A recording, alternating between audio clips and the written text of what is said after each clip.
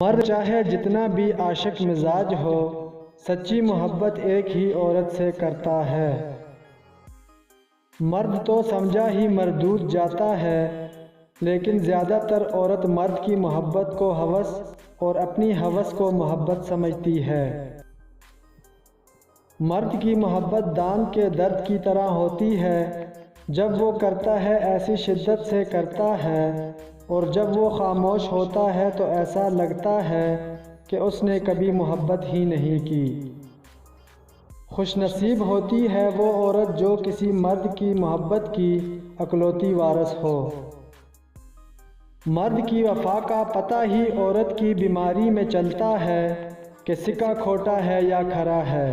اسی طرح عورت کی دلداری مرد کی بے روزگاری کے وقت پتہ چلتی ہے کہ وہ کاغذی ہمسفر ہے یا واقعی شریک حیات ہے۔ مرد کی محبت جب حد سے بڑھ جائے تو عورت بے وفا ہو جاتی ہے۔ وہ مرد بنو جسے عورت چاہے، وہ نہیں جسے عورت چاہیے۔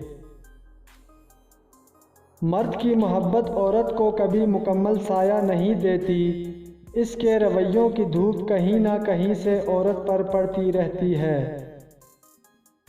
مرد کی اتنی وفا کافی نہیں کہ چار کا حق رکھتے ہوئے بھی زندگی ایک پر گزار دے۔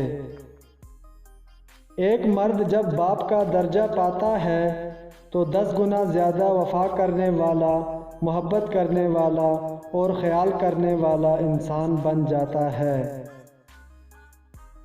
مرد کی دی گئی عزت ہی محبت ہوتی ہے۔ مرد کا عشق عورت کی محبت سے کئی گنا مضبوط ہے۔